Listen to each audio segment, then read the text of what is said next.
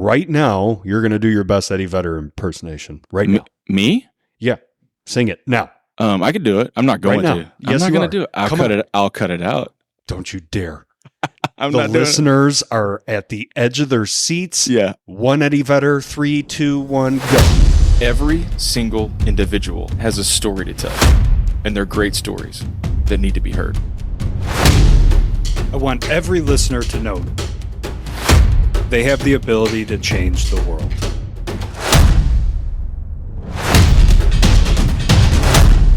Welcome to the 1720 podcast. What's up, Mountain Movers? Welcome back to the 1720 podcast. Another virtual episode. Another episode of Stewart panning out as I intro this thing. Another mic lean out. I don't know why when it's like this, I go instant laugh. It's not that funny. I don't know what it is, man. I think at this point it's just like anticipatory chuckles. I don't even know, man. It's a bit now. It's a bingo tile. Shout out Rachel. Oh, shout out Rachel. Crushing it last week. That one was so good. If we post, we should post it. Yeah, she posted it. She posted it in the comments, right? Yeah. Oh, dude, it was so good. I laughed so hard. That's awesome. Excellentness. I love it. So it's you and I this week. What's to come in the next couple weeks. So we got Danny Magnano joining us. He's a good buddy. He's a BD director over at McCarthy, and he's got an awesome story and journey and started up something called The Remodeled Man. And I'll just tease that. It's really cool what he's doing, kind of leaning into his purpose a bit, but that's going to be an awesome one. Well, and as I recall, I don't know Danny personally, but I know that he's been on the radar for a while for us trying to say, come on. And then people, every once in a while, somebody says, I'm not ready. And then eventually get this part where like, I am ready. I'm ready to tell whatever it is. I'm ready to tell my story. And I think that's, at least with Danny, I think that's part of this journey is like, he's ready. Like, let's do this. So I'm like very excited to meet him. So God moment for him and us and everything is he texted, yes, it was one of his, so he's doing the Mountain Movers goal achieving worksheet. Yep. And one of his stretch goals is to come onto the podcast. And, on his timing, not ours. Well, yeah. Actually, neither of our timing with what I'm about to say. And the day he finished the Mountain Mover manual book, his gospel reading was Matthew 17:20. Oh, so if I don't jump now... Man, Ashley has a saying. It's a little cheeky or trite, perhaps. Google that, Fisher. But it's if you're looking for a sign, this might be the one. There it is, man. Right in the forehead. Right in the forehead. That's a great story, man. That's a great story. Yeah. I didn't know that. So we'll talk to him about what that looked like, and then the following week we'll take off because it's going to be Labor Day week. Yes. But then the week after that, we got my good buddy Paul Ficina joining us. He's an incredible human being, has so much to offer, and coincidentally will be aired on 9/11. And he was on site at the Pentagon 2 days after the attacks to help rebuild the Pentagon. So that'll be a cool story.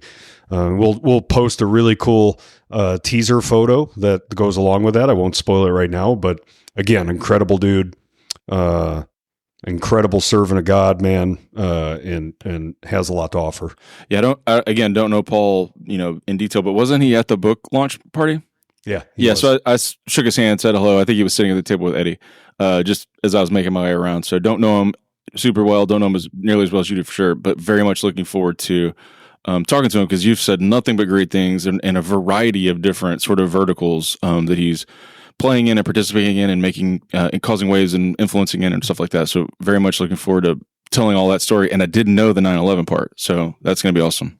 Yeah, it's cool. And I'll kind of shift around in some of these things because daily motivations. Did you catch the daily motivation a few Mondays ago about church? And he brought a friend, and that friend raised his hand that day. I don't know if I remember it from you telling me the story or if I remember it from reading it, but I know the story. Yeah, one way or the other. That's Paul. So Paul was the one that brought his friend, and we had that significant God moment where the three of us were bawling like children, which had to be a scene because Paul's bigger than me. Yeah. And Adam is bigger than both of us. So like some three grown men crying over there. Yes. We were a spectacle walking in, and we were a spectacle at the end of the message. There you go. Well, looking forward to that story, all of that stuff. We got a few things on the list today. You want to scatter shoot them or you want to take them in order? Because one of them was One of them is like hot for me right now in terms of like something that I was prepared to talk about, and then a few others that are on the radar to chat through. So jump in somewhere, man. Yeah, I'll sequence these because then we'll go down nostalgia road. But Okay. Mountain Mover Manual, just a quick call to action for those that have read the book or have bought the book. If you've gained any value out of it, I can't stress enough how important those Amazon reviews are. So if you could take that minute or two to go on there, it's not just to like pat on the back spotlight. It actually makes a difference with SEO, so search engine optimization. Yeah. Like the more reviews there are that are real reviews, if you've really bought the book, it really jumps it up in more people's page to make more of an impact. So that's a small thing that can make a big impact in my journey. So just a selfish request to, if you bought a book and you got some value out of it, please leave a review. It does make a difference. I'm going to go. I don't think I've left one yet because I never do anything at the appointed time. But I'm going to go leave a review like the sugar-free gummy bears review for your book. Have you read that one before? Oh my gosh! You haven't read the Amazon reviews for the gummy bears? No, okay. I went down a rabbit trail once with a 55-gallon drum of lubricant. Okay, that sounds like a rabbit trail of hilarious internet comments for sure. I was laughing so hard I almost passed out. It got me that bad.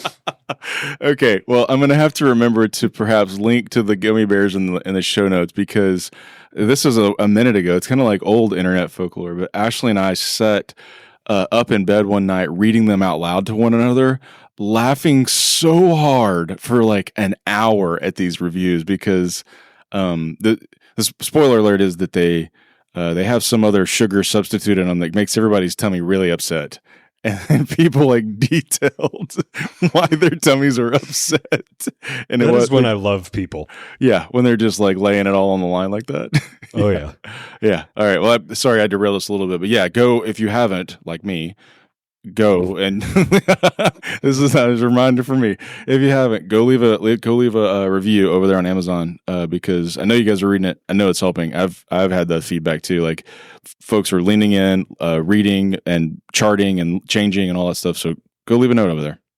Thank you, and I'll do my service to you. This won't be something we post, but I was laughing so hard reading these reviews that Sadie videoed me. So I'll have to ask her for that video. Okay. All right. We're going to post that. Yeah. No, absolutely not. Absolutely not. Oh man. All right. What's next? We got a little scatter shooting here. Hit me with something. Go. Yeah. Just nostalgia. So credit to Fishy Fish. He sent us a snapshot last week of the 1 year anniversary of the 100 episode surprise, which he sent that snapshot, which made me go through my camera roll to find that video that somebody sent of us walking through. And so for those that don't know what we're talking about, our friends got together and planned this massive lunch. Yeah, it was awesome. Celebration for the 100th episode. There was a 10-minute video played. We both received very thoughtful gifts. One of them's right behind me. It was just an incredible day. And Stewie and I thought we were just going to another lunch appointment. And I was riled up for how crappy the previous meeting had went. Yes. So I was getting mad. Yeah. I was like, why are we rushing through this? Why are we not prepared?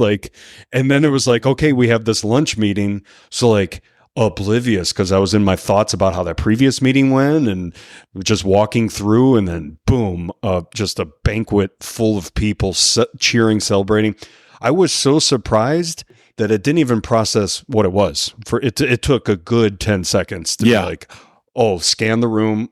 This has to be podcast related. Yes. Yeah. Same. I remember that the day at that previous meeting, we were in a conference room and I got so frustrated with the fact that the meeting wasn't making any progress. I got up out of my seat and was like, okay. And I just did classic Stewie to try to take over a meeting and was I was like, okay, let's put a plan together.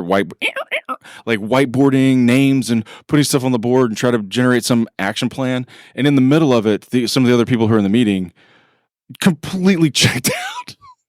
And I was like, it was increasing my frustration because I was trying to drive us to a spot and people were still checked out, only to find out not 30 minutes later, it was all a ruse. There was no meeting. It was that a meeting ruse. was a fake meeting. It was a fake meeting. Yeah. But we weren't in on it, so you and I were trying to hammer a meeting and getting nowhere. Yeah. I'm like, man, that sucked. It was terrible. Why are we? What a mess. Yeah. But shout out to, man. Everybody, so many people. All of them, yeah. Too many to shout out. But just the Mountain Mover tribe, man. Like, freaking awesome. So what day would that would have been? That would have been August 16th. August 16th. I'm scrolling in my camera roll because I think I have the picture of the whiteboard, because when we were leaving I was like, stop, we've got to take a picture of the whiteboard. We're gonna lose all these thoughts. I wonder if I can find that just anger photo of the whiteboard. Where was and it? me scowling in the background. Yeah. My veins connecting from temple to temple, just full anger mode. Oh, here are the pictures from the thing, but the whiteboard photo's not in there, so I don't know what happened to it. But in any event, yeah, here's a really good picture we should post. It's me and you holding, you have the belt and I'm holding the basketball, and I'm actually wearing the same quarter zip in that picture I have on right now. But in any event, that's why it smells like a dumpster. Oh God, it's so hot, and I'm so sweaty, and I'm so stinky. That's what you get for wearing winter clothes in the summer. But yeah, all right. And summer, because we're recording and it's $110 without the heat index. So hot, man, so hot.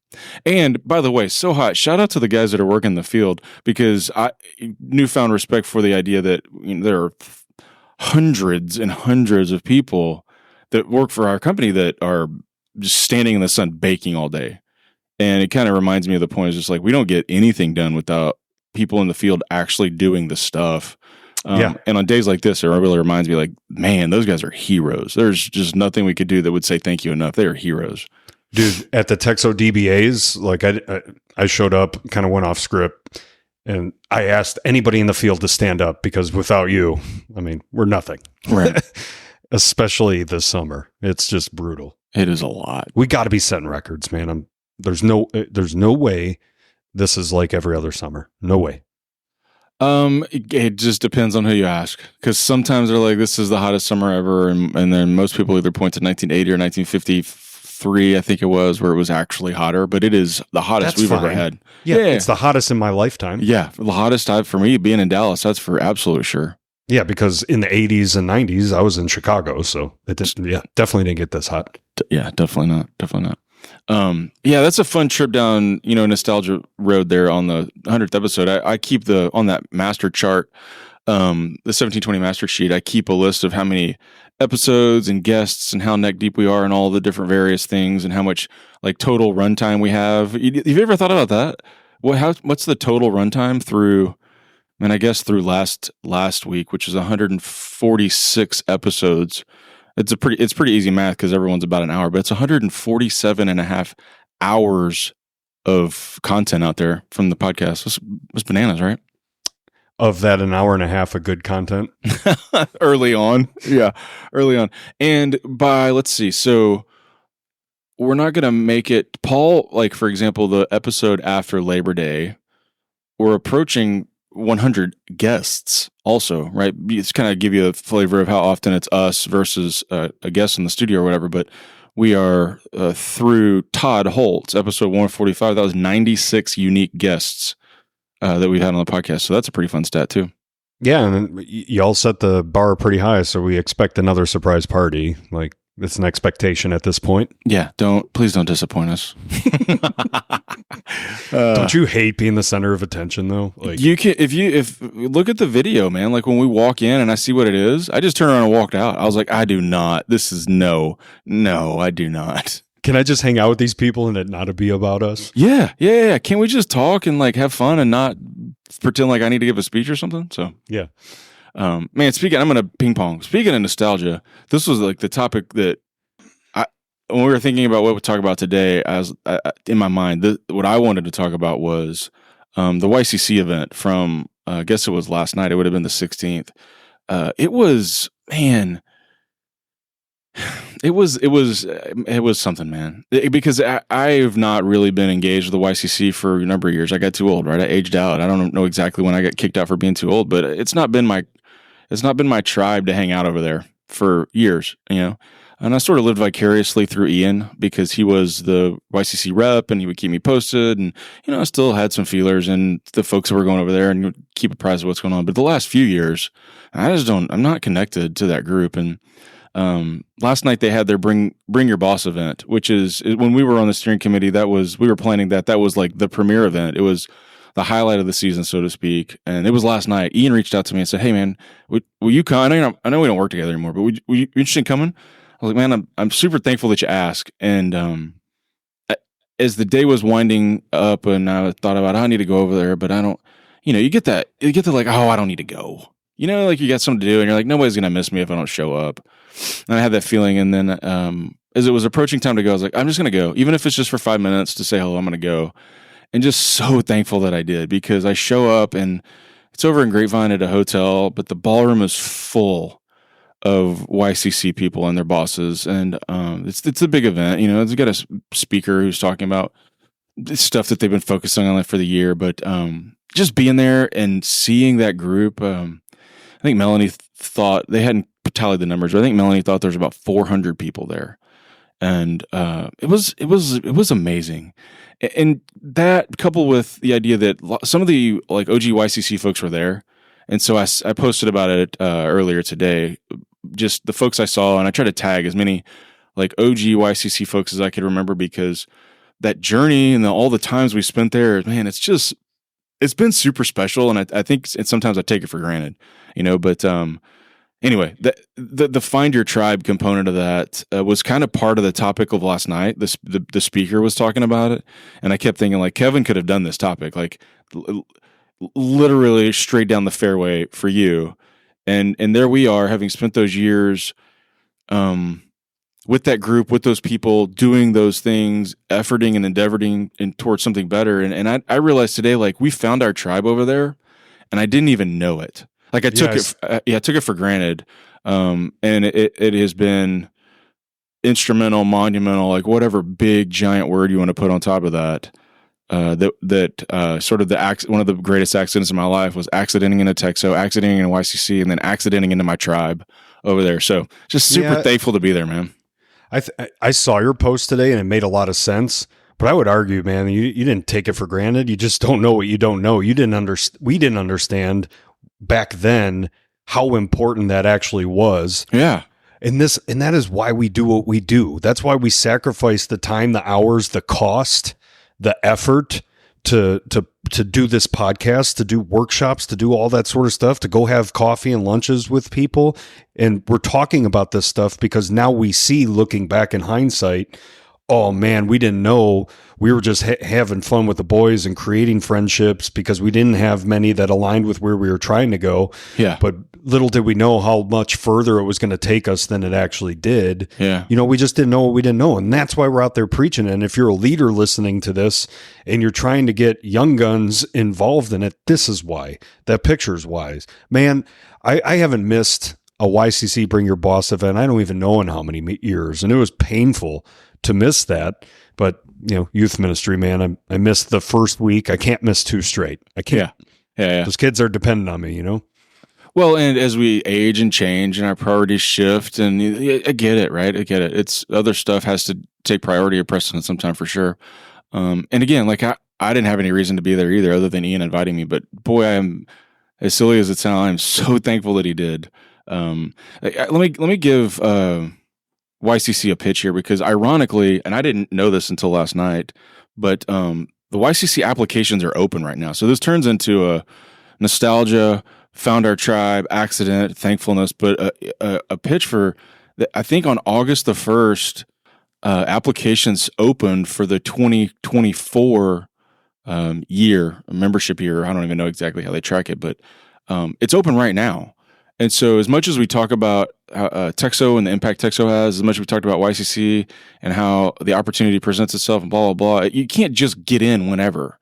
They run on a calendar year, I think, and they take applications and they're selective in their processing, and you have to get nominations, I think, still from folks at your office. And so it's open now. So for all the talking and all the chattering and all the opportunities that we've talked about and all the friends that we met and all the leaders that exist, all the stuff, now's actually the time.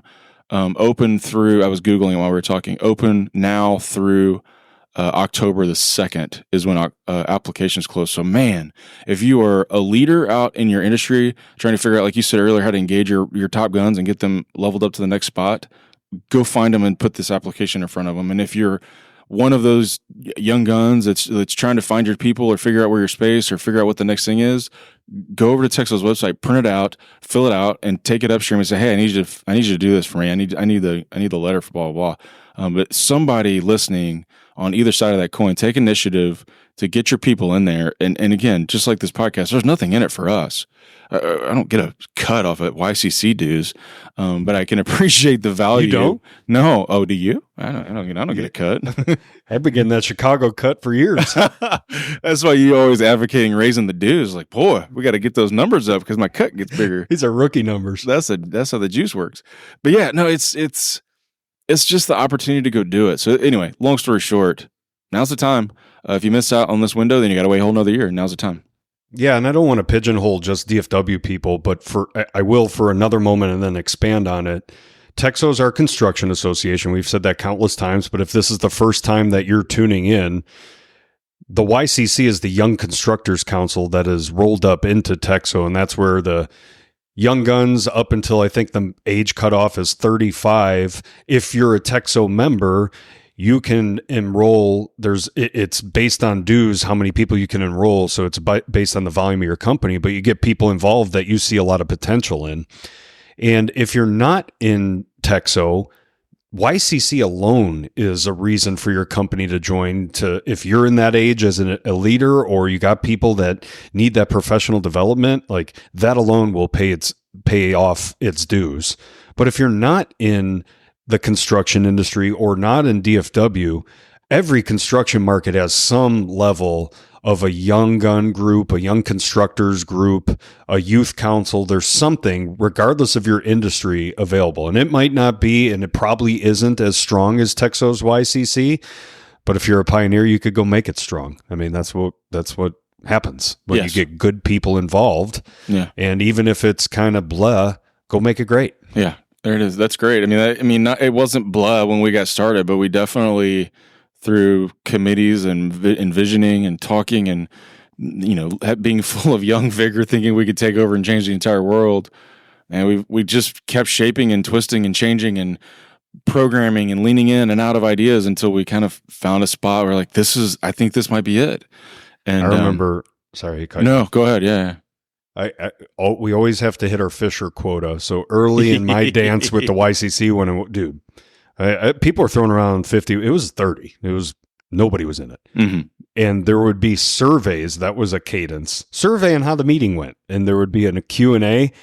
And that was one of my favorite parts because I got to read, because it was anonymous, but you knew what the Matt Fisher question was every single week. And I can't even remember what some of the questions were. Maybe he can enlighten me, but they were always laugh worthy. Like, I look forward to that part of the meeting.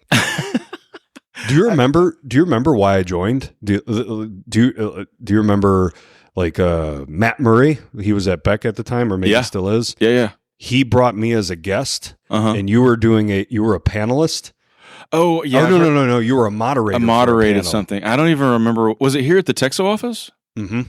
Man, I don't even remember what the topic was, but I was on the moderated YCC panel tour for a minute there for sure. Yeah. They were all here. Like, yeah.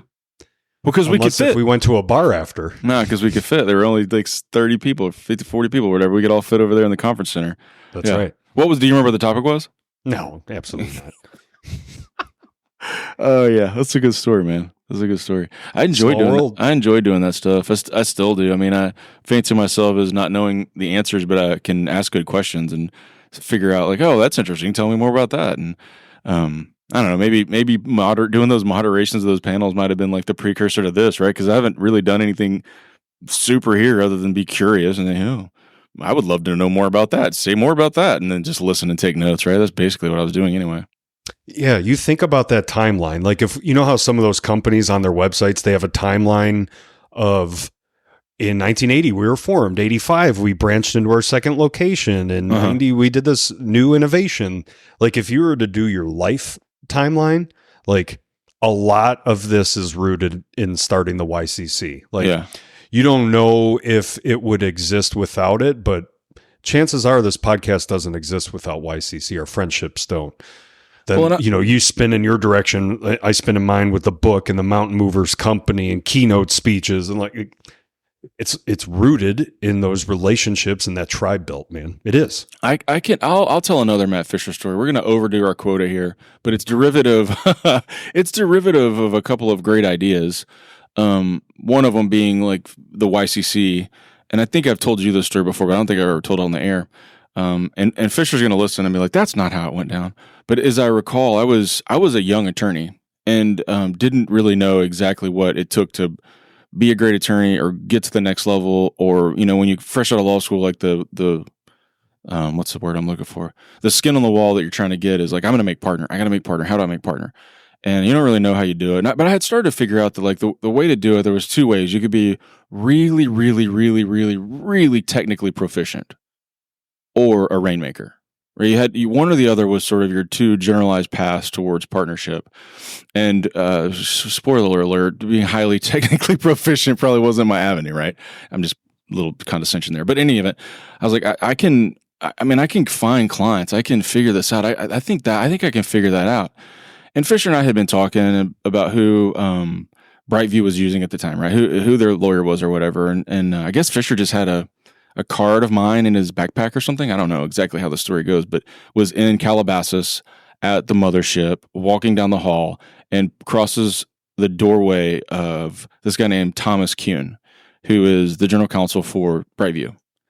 Have I told you the story? I know where it's going. Okay, yeah. And so as I remember it, Fish walks in and says, "Hey, I don't know if you know me or not. I'm Matt. I'm the general manager of Dallas. I don't know who we use in Texas, but we should definitely use this guy." And Thomas was like, "Okay, I'll call him." Long story short, Thomas and I start doing Brightview work. Thomas and I become really good friends. We share a deep affection for Pearl Jam, and I texted him just the other day. Like the Dodgers were on. The Dodgers were playing the Rangers, and I texted him. I was like, "Hey, man," because he's a Dodgers fan. Just back and forth, and that interaction turns into a meeting at my office among all the lawyers, and we go through and we're talking through like new clients to the firm and what pursuits are we working on, just kind of a BD style update meeting. And I said, new client for this month is Brightview. And one of the partners looked at me and he goes, "What?"